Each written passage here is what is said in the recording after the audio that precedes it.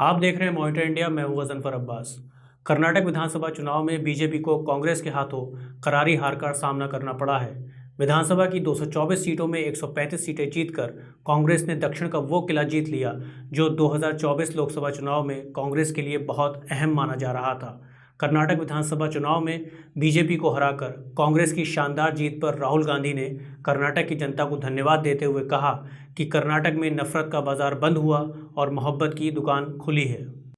इस बार के चुनाव में प्रधानमंत्री नरेंद्र मोदी ने खुद 19 रैलियां और 6 रोड शो किए। गृह मंत्री और बीजेपी के चाणक्य माने जाने वाले अमित शाह ने कहा कि कर्नाटक की जनता बीजेपी के कामों से खुश होकर डबल इंजन की सरकार बनाएगी, जिससे कर्नाटक को केंद्र की स्कीमों के फायदे मिलेंगे। लेकिन इसके बावजूद कर्नाटक की जनता ने बीजेपी को अपने वोटिंग से साफ संदेश दिया कि वो डबल इंजन के साथ नहीं बल्कि कांग्रेस के साथ हैं। तो आखिर क्या वजह रही कि बीजेपी को बैक टू पवेलियन होना पड़ा? क्या करप्शन के आरोप बीजेपी को ले डूबे या हिंदुत्व की राजनीति बीजेपी को महंगी पड़ गई? इस शो में हम आपको बता रहे हैं बीजेपी की हार की अहम वजह। चीफ मिनिस्टर बसवराज बोम्मई के नेतृत्व वाली कर्नाटक की बीजेपी सरकार और कांग्रेस में काफ़ी लंबे समय से करप्शन के मुद्दे पर घमासान मचा हुआ था और बीजेपी 40% वाली कमीशन की सरकार के रूप में मशहूर हो रही थी। बीजेपी के पास साफ छवि का चेहरा नहीं था, यानी एंटी इनकम्बेंसी थी। कर्नाटक कांग्रेस प्रेसिडेंट डी.के. शिव कुमार और उनके साथी विपक्षी नेता सिद्धारमैया के बीच में एक इफेक्टिव केमिस्ट्री देखने को मिली। तो दूसरी ओर राहुल गांधी भारत जोड़ो यात्रा के दौरान कर्नाटक के लोगों से सीधे संवाद बढ़ाते हुए कांग्रेस के लिए दोबारा जमीन तैयार कर रहे थे। राहुल गांधी द्वारा चुनावी माहौल में युवाओं और जनता से जाकर सीधे उनके मुद्दों पर बात करने से लोगों का रुख कांग्रेस की तरफ खिंचने लगा। लेकिन सिर्फ भारत जोड़ो यात्रा बीजेपी की हार का कारण नहीं है। बीजेपी की हार के पीछे पार्टी की कर्नाटक में लंबे समय से चली आ रही हिंदुत्व की राजनीति है। ये सिलसिला शुरू हुआ था 1.5 साल पहले राज्य की बीजेपी सरकार की तरफ से गवर्नमेंट कॉलेजेस में हिजाब बैन करने से, जिसमें मामला सुप्रीम कोर्ट तक चला गया।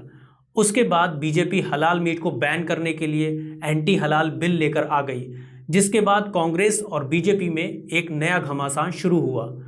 बीजेपी ने कर्नाटक के लोगों के लिए गौरव का प्रतीक समझे जाने वाले मुस्लिम शासक टीपू सुल्तान और मुसलमानों के खिलाफ नफरती अभियान छेड़ा। कर्नाटक बीजेपी चीफ नलिन कुमार कटील ने कई बार टीपू सुल्तान और मुस्लिम समुदाय के खिलाफ हेट स्पीचेस दी, जिससे कर्नाटक की जनता में बहुत रोष पैदा हुआ।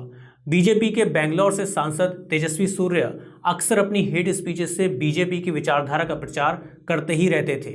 बीजेपी से कर्नाटक के संस्कृति मिनिस्टर और national general secretary C T. Ravi भी मुस्लिम समुदाय के खिलाफ हेट स्पीचेस और जेनोसाइडल कॉल्स देने के लिए मशहूर थे।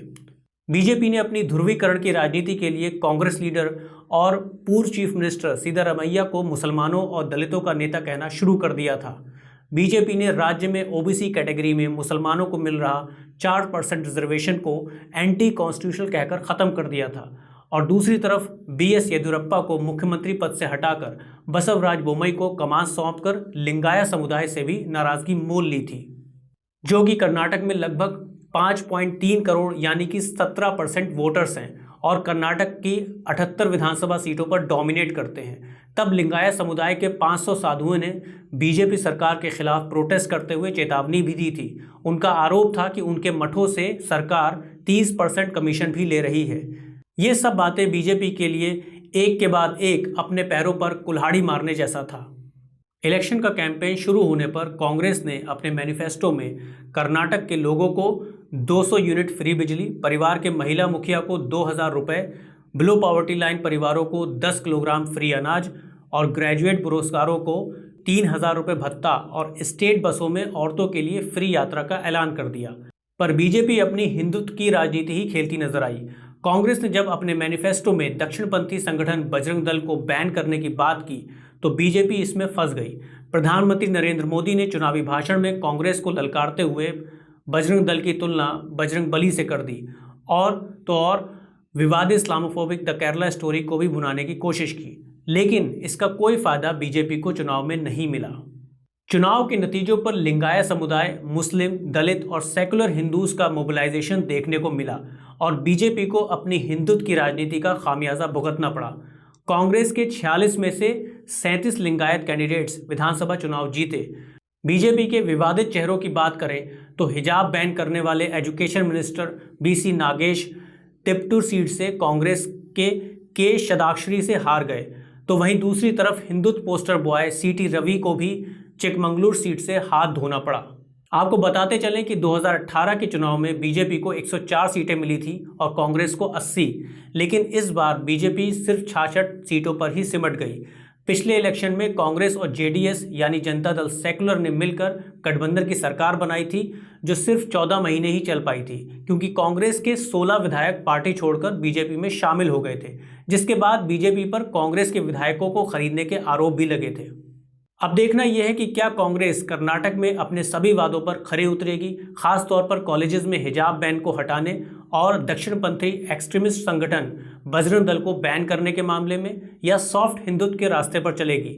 इस सवाल का जवाब कर्नाटक में कांग्रेस को वोट देने वाली वो जनता जरूर जानना चाहेगी जो अमन और कम्युनल हार्मनी चाहती है।